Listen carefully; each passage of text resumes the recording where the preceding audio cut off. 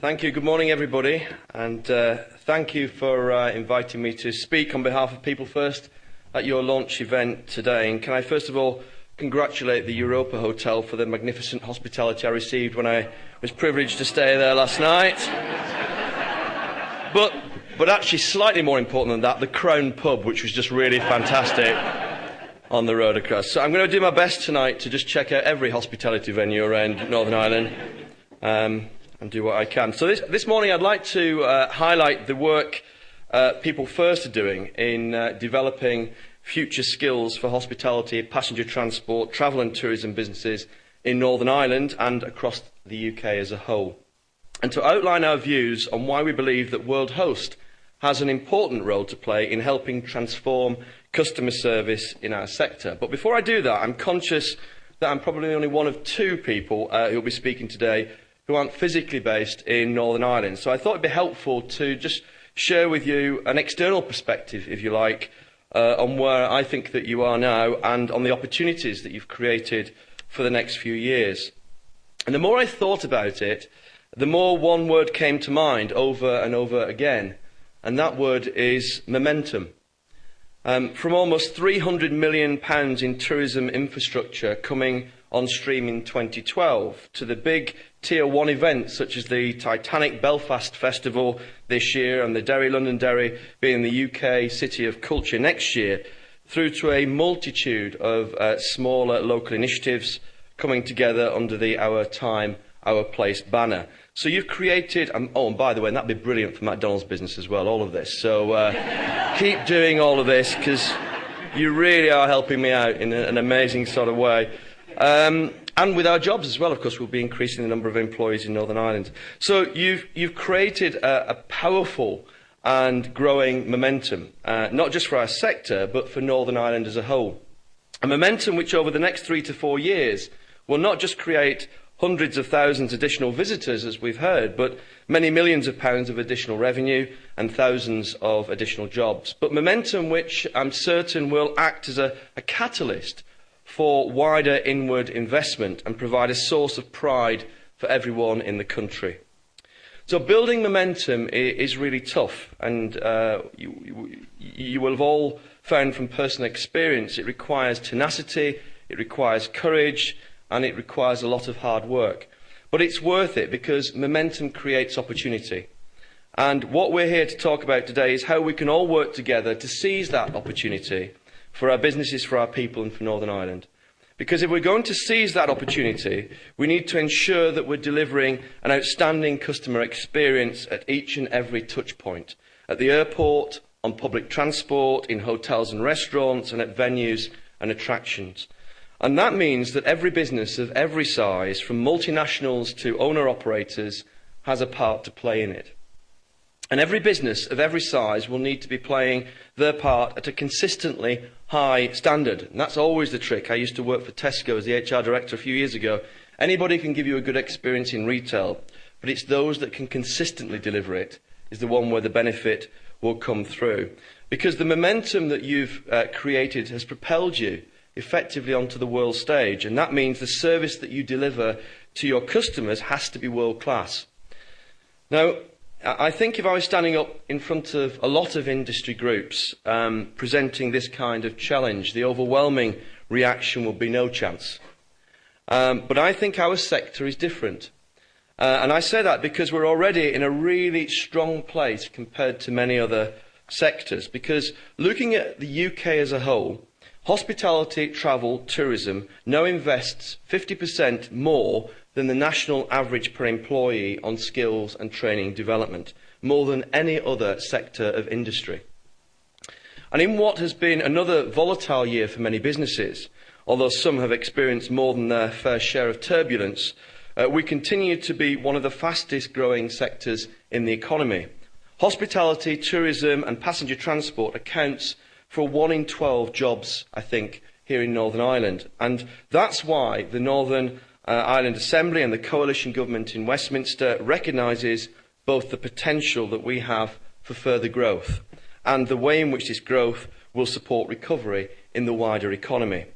But we can only sustain the growth with a supportive framework that encourages and nurtures excellence and skill development collectively, backed by key industry stakeholders. And that's where People First comes in, because through 6 key strands of activity, we're in the process of supporting economic growth and job creation by shaping the qualifications and skills landscape to meet the needs of employers, and finding solutions to attract, retain and improve still further the skills of people working in the sector. The first of these strands of activity focuses on helping the unemployed people back into work, because the sustained growth of our sector is providing significant opportunities for, in particular, new entrants into the workplace, which People First will support through extending its pre-employment training programme, Employment First, to passenger transport. And this will provide sector businesses with easy access to a pool of work-ready entrants. Our second strand is around accelerating social mobility, where a huge churn of female workers are leaving the sector, 310,000 each year across the UK. And this will be addressed through an industry-wide programme that supports individuals who progress from operative roles into management. So People First aims to increase the number of women entering the passenger transport sector, for example, from 20% to 30% by 2015, and develop clear and transparent pathways in passenger transport, as well as programmes for other sources of labour, such as older workers. Thirdly, we'll be further professionalising the industry by encouraging more businesses to train their staff to agreed standards. So to achieve this, People First will introduce effectively a licence to practice for many core occupations, a pathway that allows small businesses to take up the Investors in People standard will be developed, and an effective kite mark introduced so that employers can differentiate between training programmes. Fourth, and critically at a time of economic prudence, we'll be looking to enhance the levels of business investment in skills. At the same time, we act to reduce the levels of public expenditure wasted by inappropriate and poorly focused training. And we'll achieve this by working to increase the completion rates for hospitality apprenticeships from 45% to 70% by 2015, through a voluntary tracking system that follows and supports apprentices throughout their journey. There are also plans to roll out a number of innovative delivery methods with learning providers to make it easier for small businesses to take on an apprentice.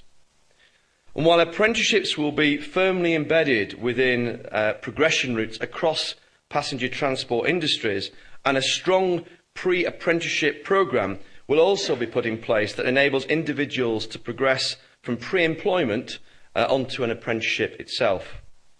Fifth, and absolutely to the heart of why we're here today, People First will be supporting economic growth by working collectively with sector skills councils, government departments, NGOs and other organisations to put customer service at the centre of UK firms and the way in which they do business.